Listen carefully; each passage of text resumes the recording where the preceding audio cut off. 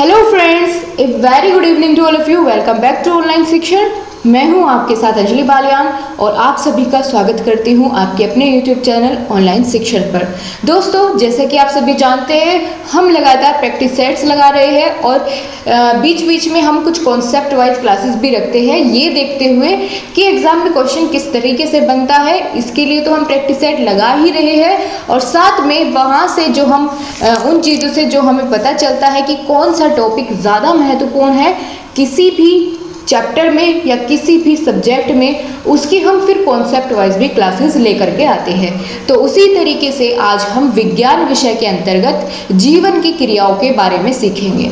ठीक है, यहाँ से आपके एग्जाम पेपर में काफ़ी ज़्यादा क्वेश्चंस पूछे जाते हैं। और दोस्तों, अगर आपसे बात की जाए कि जीवन की क्रियाएं क्या होती है, दोस्तों इनको हम लक्षण भी कह सकते हैं। सजीवों में कुछ निश्चित लक्षण होते हैं जिनके आधार पर हम इन्हें निर्जीव से अलग मानते हैं। ठीक है, निर्जीवों से इन्हें अलग किया जा सकता है। तो ये कुछ लक्षण होते हैं जो कि जीवन की क्रियाएं भी हम जिनको बोलते हैं, जिनके आधार पर हम सजीव और निर्जीव वस्तुओं में क्या करते हैं, अंतर करते हैं। कौन कौन शामिल है उसमें? पोषण, ठीक है, पोषण, उत्सर्जन, श्वसन, वृद्धि, प्रजनन और प्रकाश संश्लेषण। ठीक है, इन सभी क्रियाओं से मिलकर के ही हम क्या करते हैं, एक सजीव का निर्माण होता है। ठीक है, सजीव वस्तुओं का निर्माण होता है। तो इन्हीं सब को डिस्कस करते हुए हम साथ साथ यह भी जानेंगे कि आपके एग्जाम में क्वेश्चन यहाँ से किस प्रकार से बनेगा। तो उसके लिए आपको परेशान होने की बिल्कुल ज़रूरत नहीं है। बहुत अच्छे से कॉन्सेप्ट वाइज पिक्चर्स के थ्रू आपको मज़ा आ जाने वाला है आज की क्लास में। तो चलिए, अंत तक बने रहना है आपको। और आपको आज की क्लास की PDF आपको मिल जाएगी टेलीग्राम ग्रुप में। लेकिन अच्छा होगा आप अपने हाथों से साथ साथ नोट्स बनाएं, क्योंकि बहुत ही लिमिटेड चीज़ें मैंने आज की क्लास में रखी है। तो चलिए अब शुरुआत करते हैं। सबसे पहला पॉइंट हम डिस्कस करेंगे जो कि है पोषण। ठीक है, पोषण क्या होता है? जीव हर समय कोई ना कोई क्रियाएं करता है। यह तो आप सभी जानते हैं कि जो सजीव होता है वो हर समय कोई ना कोई क्रियाएं करता है। इसके लिए उसे किसकी ज़रूरत पड़ती है? उसे आवश्यकता होती है ऊर्जा की। ठीक है, इसके लिए उसे ऊर्जा की आवश्यकता होती है। यह ऊर्जा उन्हें उनके लिए भोजन से प्राप्त होती है। ठीक है, यह ऊर्जा किससे प्राप्त होती है? भोजन से। इसकी दो विधियां हम कह सकते हैं, दो विधियां होती है। पहली है स्वपोषण और दूसरी होती है परपोषण। आपसे पूछा जा सकता है कि पोषण की विधियां कितनी होती है और कौन कौन सी होती है। ठीक है, तो आप बिल्कुल इसका आंसर कर पाएंगे कि पोषण की दो विधियां होती है। पहली है स्वपोषण और दूसरी है परपोषण। ऑलराइट गाइज, पहली क्रिया के बारे में आपने जान लिया पोषण क्या है। आपसे एग्जाम में बिल्कुल पूछा जा सकता है कि पोषण क्या होता है, या फिर सजीवों की कुछ क्रियाओं के बारे में बताइए। ठीक है, ऐसे भी आपसे पूछा जा सकता है। तो चलिए एक बार और देखते हैं ताकि बिल्कुल भी कंफ्यूजन यहाँ पर आपका ना बचे। जीव हर समय कोई ना कोई क्रियाएं करता है। इसके लिए उसे ऊर्जा की आवश्यकता होती है।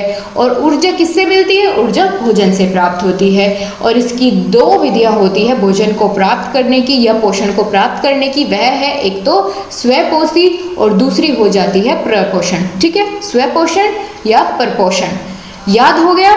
ठीक है, समझने की ज़रूरत है, रटना कुछ भी नहीं है। आपको हर एक चीज़ खुद ब खुद क्लियर हो जाएगी। अभी आपको यहाँ पर देखने के लिए एक मैंने टेबल बनाया है जिसमें कि आप देख सकते हैं कि हमें किस किस चीज़ों से पोषण मिलता है। तो दोस्तों, सभी खाने की चीज़ें हो सकती है उसमें, जैसे बटर हो सकता है, ऑयल हो सकता है, फ्रूट्स हो सकता है, पल्सेस हो सकती है, वेजिटेबल्स हो सकती है। ठीक है, इन सभी चीज़ों से क्या मिलता है? अगर हम इनका सेवन करता है तो पोषण मिलता है। ये वेज आप खाने की बात कर रहे हैं तो ये सभी उसमें आ जाते हैं। ठीक है, और आपको अगर मैं बताना चाहती हूँ कि दोस्तों, मनुष्य में भी ये जितनी भी सजीव वस्तुएं होती है उन सभी में क्रियाएं आपको देखने को मिलेगी, चाहे वो मनुष्य की बात कर रहे हो या फिर पेड़ पौधों की या फिर जानवरों की। ठीक है, अब चलिए सबसे पहले बात करेंगे और देखेंगे स्वपोषण और परपोषण में क्या अंतर होता है। ये आपके एग्जाम में पूछ लिया जाता है। तो बात करते हैं स्वपोषण की। पोषण की यह विधि जिसमें जीव अपना भोजन स्वयं बनाते हैं क्या कहलाती है? स्वपोषण कहलाती है। ठीक है, जिसमें जीव अपना भोजन स्वयं बनाते हैं वह स्वपोषण कहलाती है। जैसे हरे पेड़ पौधे अपना भोजन स्वयं बनाते हैं। ठीक है, वे अपना भोजन बनाने के लिए कार्बन डाइऑक्साइड गैस और पानी, सूर्य के प्रकाश की सहायता से अपना भोजन बनाते हैं, इसीलिए इनको क्या कहते हैं, स्वपोषी कहते हैं। ठीक है, अपना भोजन खुद बनाने वाले सजीवों को क्या कहते हैं, स्वपोषी कहते हैं। जैसे आप यहाँ पर इमेज में देख सकते हैं कि ये एक पौधा है, यानी हर एक पौधा अपना पोषण खुद से करता है, वो सनलाइट के थ्रू। ठीक है, यहाँ अगर ज़मीन से बात करें तो यहाँ पर उसको कुछ और पोषक पदार्थ मिल जाते हैं, जैसे पानी, ठीक है, और खनिज पदार्थ हो सकते हैं, वो ये हो सकते हैं, और कार्बन डाइऑक्साइड लेते हैं। ठीक है, तो इसी प्रकार से अपना पूरा भोजन का निर्माण करते हैं फोटोसिंथेसिस की हेल्प से। तो ये हो जाता है स्वपोषण। स्वपोषण के बारे में आपने जान लिया, इतनी चीजें क्लियर है। चलिए अब बात कर लेते हैं परपोषण के बारे में। क्या होता है परपोषण? पोषण की वह विधि जिसमें जीव अपना भोजन दूसरे जीवों से प्राप्त करते हैं, यानी अपना भोजन खुद नहीं बनाते हैं बल्कि दूसरे जीवों पर क्या करते हैं, निर्भर रहते हैं। उन्हें हम क्या कहते हैं, प्रपोषण कहलाती है यह विधि। जिस विधि के द्वारा जीव अपना भोजन दूसरे जीवों से प्राप्त करते हैं वह विधि प्रपोषण विधि कहलाती है। समझ आ जाती है चीजें? इसका भी एग्जाम्पल हम साथ साथ जानते हुए चलेंगे। फॉर एग्जाम्पल, मनुष्य तथा पशु पक्षी अपने भोजन के लिए एक दूसरे पर या पेड़ों पर निर्भर होते हैं। शाकाहारी जीव पेड़ पौधों से अपना भोजन प्राप्त करते हैं और मांसाहारी जीव दूसरे जीवों से अपना भोजन प्राप्त करते हैं। सर्वाहारी जीव पेड़ पौधे तथा जीवों दोनों से भोजन प्राप्त करते हैं। अब आपको अंतर समझ आ गया। स्वपोषी क्या होते हैं? स्वपोषी होते हैं पेड़ पौधे।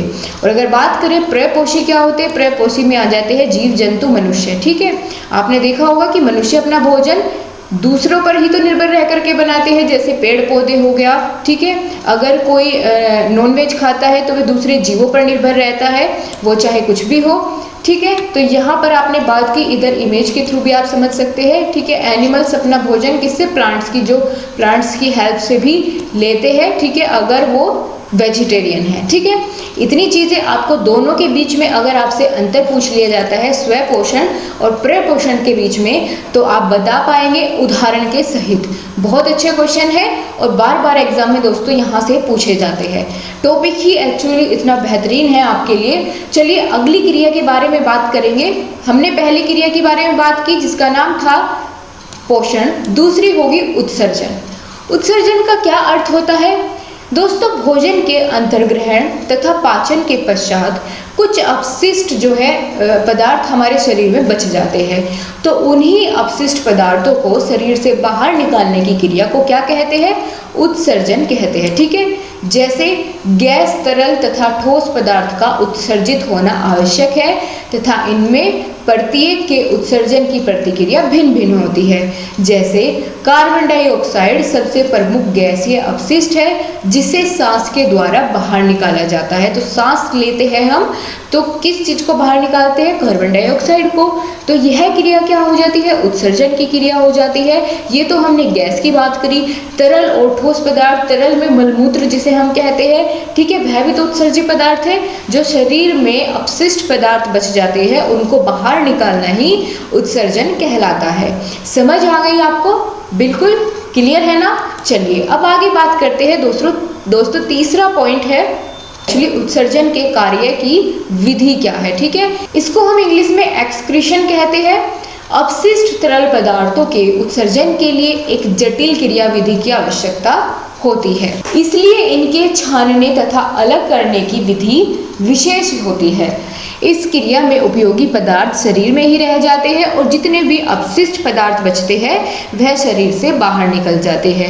यह क्रिया शरीर में स्थित वृक्कों, जिनको हम किडनी कहते हैं, उनके द्वारा संपन्न होती है। अगर मनुष्य की बात करें, इनकी संख्या 2 होती है। किसकी? वृक्क की। एक वृक्क का काम करना बंद कर दे तो दूसरा अकेले ही अपने कार्य को परिपूर्ण कर लेता है।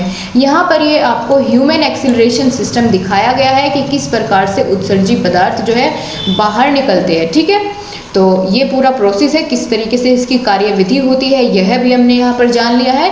अब चलिए आगे बढ़ते हैं और बात करेंगे तीसरे पॉइंट की, जो कि तीसरी क्रिया है जिसके बारे में हमें जानना है, वह है श्वसन। ठीक है, यानी रेस्पिरेशन। समस्त जीवधारियों को अपनी जैविक क्रियाओं के संचालन हेतु ऊर्जा की आवश्यकता होती है। यह ऊर्जा सजीवों के शरीर की सभी जीवित कोशिकाओं में ऑक्सीजन द्वारा भोज्य पदार्थों के ऑक्सीजन से उत्पन्न होती है और एटीपी में संचालित हो जाती है। अतः ऑक्सीजन का शरीर में प्रवेश करना और कार्बन डाइऑक्साइड का शरीर से बाहर निकलना तथा वे सभी रासायनिक क्रियाएं जिनके फलस्वरूप ऊर्जा उत्पन्न होती है क्या कहलाती है? श्वसन कहलाती है। ठीक है, जब हम सांस लेते हैं तो क्या लेते हैं? ऑक्सीजन लेते हैं और उसके बाद फिर जब हम सांस छोड़ते हैं तो कार्बन डाइऑक्साइड बाहर निकलती है। ठीक है, अगर मनुष्य की बात करें तो यहाँ पर जब सांस लेते हैं तो उससे क्या मिलती है? एनर्जी मिलती है। ठीक है, लेकिन अगर पौधों में बात करें तो इनकी क्रिया क्या होती है सांस लेने की? इनकी क्रिया होती है फोटोसिंथेसिस। मनुष्य की क्रिया को क्या कहते हैं सांस लेने को? रेस्पिरेशन। और पौधों की फोटोसिंथेसिस। ठीक है, ये सनलाइट के थ्रू अपना भोजन बनाते हैं और उसको स्टोर करके रख लेते हैं। तो ये पूरा प्रोसेस आपको समझ आया श्वसन का क्या होती है? ठीक है, बिल्कुल क्लियर। चलिए अब आगे बढ़ते हैं। आगे हम जानेंगे दोस्तों श्वसन व सांस लेने में अंतर क्या है। दोनों चीज़ों में दोस्तों डिफरेंस है, श्वसन और सांस लेने में। आपसे कभी भी पूछा जा सकता है, लेकिन अगर पूछा भी नहीं जाता आपकी जनरल लाइफ से भी रिलेट करता है तो आपको पता होना चाहिए, क्योंकि अधिकतर लोग इनको जो है एक समान मानते हैं, लेकिन इनके बीच क्या है? इनके बीच अंतर है। उसकी बात कर लेते हैं। तो श्वसन तथा सांस लेने की क्रियाएं भिन्न भिन्न हैं। सांस लेना एक भौतिक क्रिया है जिसमें जीव नाक से या नाक की मदद से वातावरण से ऑक्सीजन लेता है जो फेफड़ों में जाती है और वहां से रक्त के द्वारा अवशोषित कर ली जाती है। ये तो बात हो गई श्वसन की। और श्वसन में ऑक्सीकरण क्रिया यानी ऑक्सीजन का प्रयोग करते हुए होती है। इसमें सांस लेने वाले अंगों जैसे नाक तथा फेफड़ों की आवश्यकता नहीं पड़ती है। ठीक है, तो यही इन दोनों के बीच में डिफरेंस है। अब चलिए आगे बात कर लेते हैं। अपना जो चौथा पॉइंट आ जाता है प्रकाश संश्लेषण, इसके बारे में बात करेंगे। प्रकाश संश्लेषण को हम इंग्लिश में क्या कहते हैं दोस्तों? प्रकाश संश्लेषण को हम कहते हैं फोटोसिंथेसिस। बहुत अच्छा क्वेश्चन यहाँ से आपके एग्जाम में बनता है और इसके बीच से भी आपको मल्टीपल चॉइस क्वेश्चंस निकाल करके आपका एग्जामिनर बिल्कुल पूछ लेता है। ठीक है, सजीव क्रियाओं के द्वारा प्रकाशीय ऊर्जा को रासायनिक ऊर्जा में परिवर्तित करना की जो क्रिया होती है उसको प्रकाश संश्लेषण कहते हैं। ठीक है, क्या कहा गया है कि जो प्रकाशीय ऊर्जा होती है, लाइट एनर्जी होती है, उसको रासायनिक ऊर्जा में परिवर्तित करने की क्रिया ही क्या कहलाती है? प्रकाश संश्लेषण कहलाती है।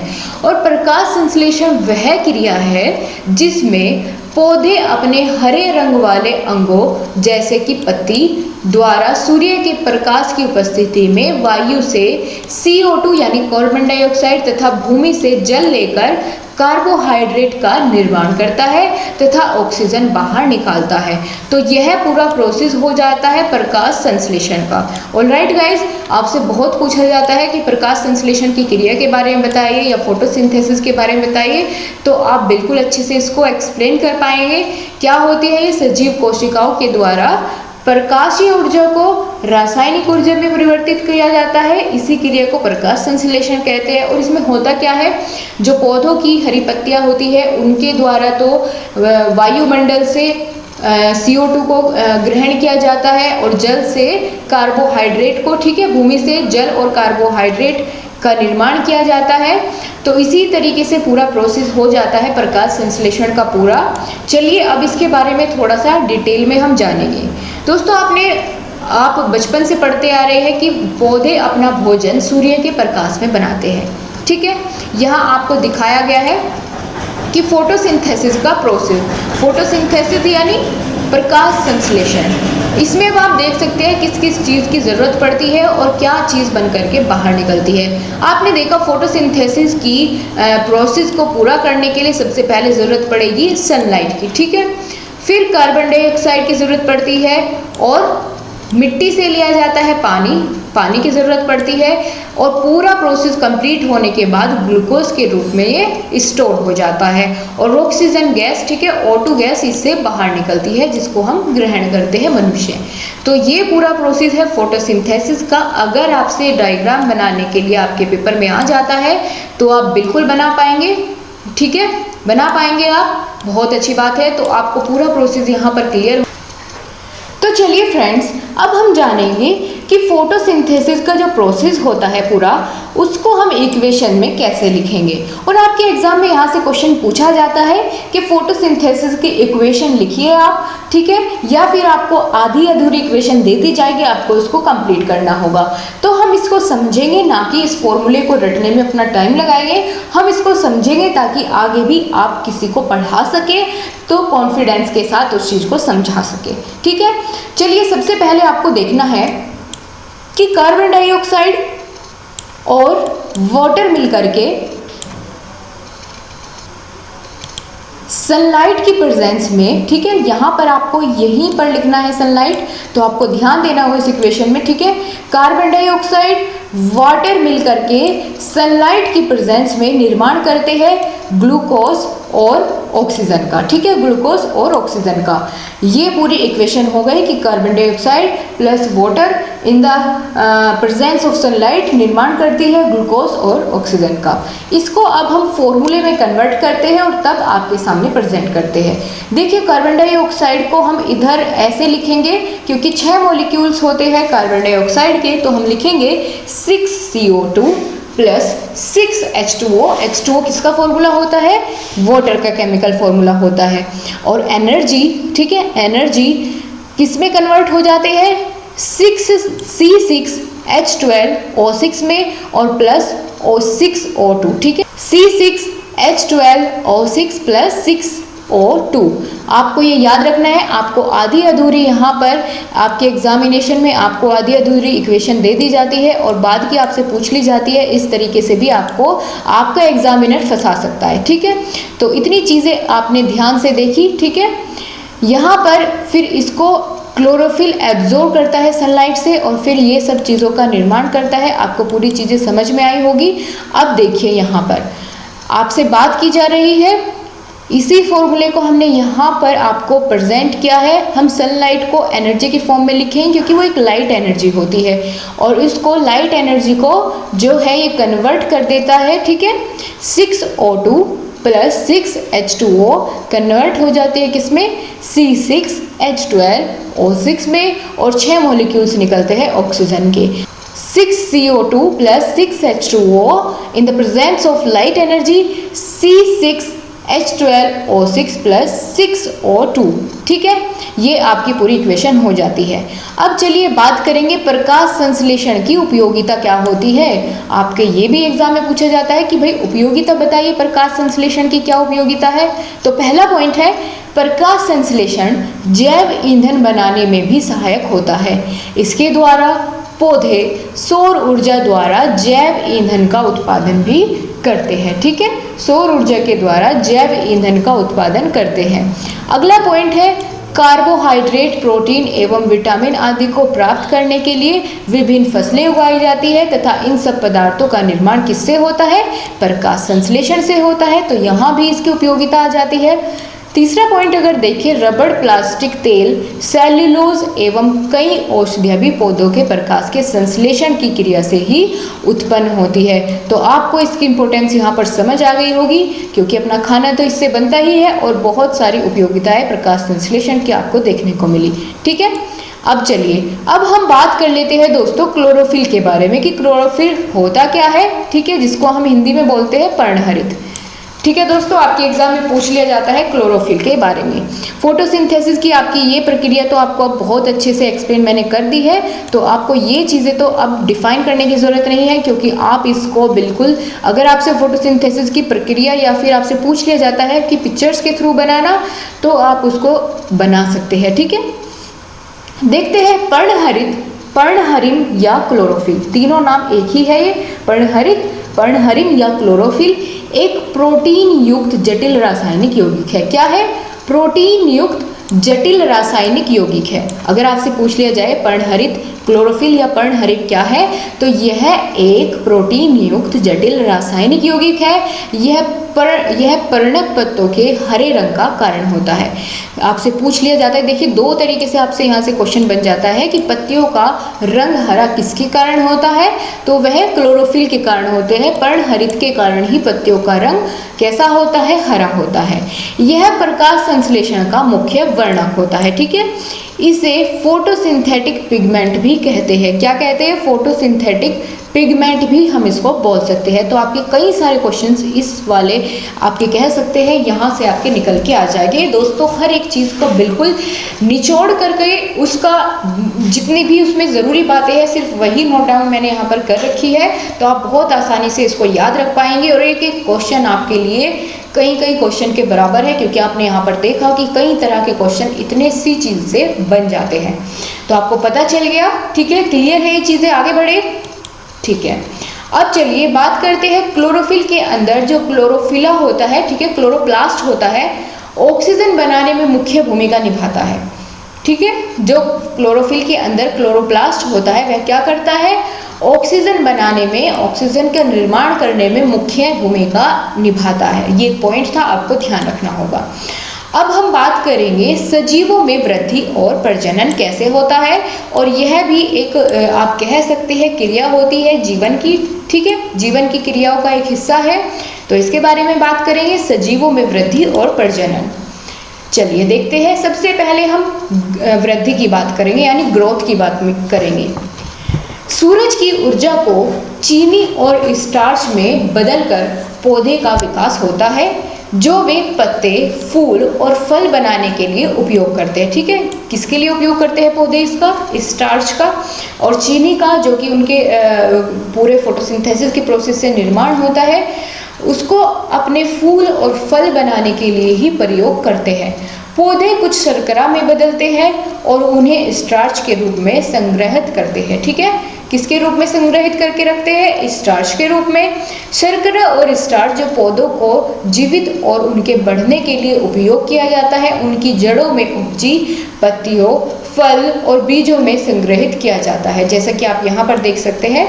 ठीक है, ये यहाँ पर लिखा हुआ, आपको नोट किया हुआ दिख गया होगा कि स्टार्च और शुगर स्टोरेज ऑर्गन। ठीक है, यहाँ पर स्टार्च और शुगर ऑर्गन को जो है इस ऑर्गन में कलेक्ट करके रख लिया जाता है। अगर आप किसी पौधे को जड़ से उखाड़ोगे तो आपने देखा होगा उसके जड़ों में पतले पतले छोटे छोटे गोल गोल बॉल्स की तरह बनी होती है, बहुत छोटी छोटी, तो वे अपना भोजन वहीं पर स्टोर करके रखते हैं। जब जरूरत पड़ती है तो वो जाइलम और फ्लोएम के थ्रू क्या है, पूरे पौधे में ट्रांसफर हो जाता है। ठीक है, जहाँ जिसकी ज़रूरत पड़ती है वो वहाँ पर फिर ट्रांसफर हो जाता है। चीज़ें समझ आ रही है आपको? कमेंट में आप बताते हुए चलिए, कमेंट बॉक्स में आपको चीज़ें समझ आ रही है या नहीं। ठीक है दोस्तों, अच्छा लग रहा है तरीका समझाने का? सभी चीज़ें क्लियर हो रही है ना?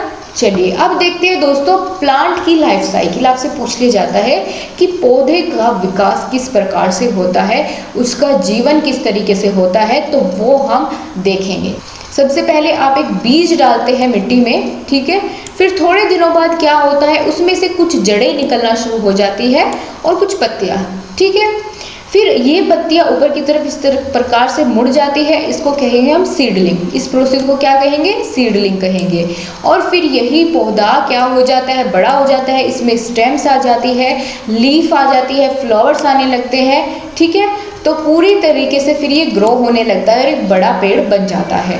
तो आपको अगर आपसे पूछ ली जाती है life cycle of A plant, ठीक है, आपको उसकी साइकिल बनाने के लिए दी जाती है तो आप कर पाएंगे। ठीक है, आपको इसी तरीके से बनाना होगा अपने एग्जामिनेशन की कॉपी में अगर आपसे पूछ लिया जाता है, क्योंकि हम कोई भी क्वेश्चन नहीं छोड़ेंगे, आपके सिलेबस के अकॉर्डिंग सब कुछ कवर करेंगे, तो आपने बहुत ध्यान से सब कुछ सुनना होगा। दोस्तों अब एक महत्वपूर्ण पॉइंट आता है प्लांट रिप्रोडक्शन का, यानी किस तरीके से पौधों में रिप्रोडक्शन होता है उसके बारे में हम बात करेंगे। दोस्तों पौधे फूल फल पैदा करते हैं और फल के अंदर क्या होते हैं? फल के अंदर होते हैं बीज, और उन बीजों से नए पौधे का निर्माण होता है। ठीक है, यहाँ पर आप देख सकते हैं, अगर आपसे कोई पौधा बनाने के लिए, उसकी संरचना बनाने के लिए दे दी जाए तो आप बिल्कुल बना पाएंगे। ठीक है, तो प्लांट का रिप्रोडक्शन आपको समझ में आया किस तरीके से होता है। फूल होते हैं, फूल से बनता है फल और फल के अंदर आ जाते हैं बीज और उन बीजों को प्रयोग किया जाता है एक नया पौधा उगाने के लिए। ये तो पूरा प्रोसेस हो गया प्लांट रिप्रोडक्शन का। लेकिन अगर वही बात की जाए एनिमल रिप्रोडक्शन की, तो लगभग सभी जानवर निषेचित अंडे से आते हैं। ठीक है, अगर बात की जाए तो ज़्यादातर क्या होता है निषेचित अंडे से होते हैं, जिसमें उर्वरित अंडे हैं जो शुक्राणु कोशिकाओं के साथ जुड़ गए होते हैं और उनसे निर्माण होता है किसका, एनिमल्स। अगर आपके एग्जाम में यहाँ से कोई भी प्रश्न बनता है तो आप उसका आंसर कर पाएंगे। ठीक है, अब तो कोई प्रॉब्लम आपको इस टॉपिक में नहीं होनी चाहिए क्योंकि आपने हर एक चीज़ को बहुत ही अच्छे से क्लियर कर लिया है। ठीक है, तो चलिए दोस्तों, फिर आपसे नेक्स्ट क्लास में मुलाकात होगी कुछ नए टॉपिक्स के साथ जिनको हम डिस्कस करेंगे। आज आपने सीखा जीवों में जो क्रियाएं होती है, जीवन की क्रियाएं होती है, उनके बारे में आपने जान लिया है कि कौन कौन सी क्रियाएं होती है और किस प्रकार से वो काम करती है। ठीक है, पूरी इन्फॉर्मेशन आपको अब मिल चुकी है। तो अगर आपसे एग्जाम में पूछ लिया जाता है तो आप इन सभी क्रियाओं के बारे में बता पाएंगे, बिल्कुल बता पाएंगे। तो ठीक है गाइस, आज की क्लास को यहीं पर फिनिश करते हैं। अगर आपको वीडियो पसंद आई है तो लाइक, शेयर और सब्सक्राइब ज़रूर करिए और कमेंट बॉक्स में, ठीक है, कमेंट बॉक्स में आपको ज़रूर बताना है आपको आज की क्लास कैसी लगी। तभी आपके लिए मैं इस तरह की क्लासेस को कंटिन्यू कर पाऊंगी। आप मुझे भी मोटिवेट करते रहिए और अपने दोस्तों के साथ ज़्यादा से ज़्यादा क्लास को शेयर करें। And thank you so much guys. आपसे फिर से मुलाकात होगी अगली क्लास में, तब तक के लिए बाय बाय, टेक केयर।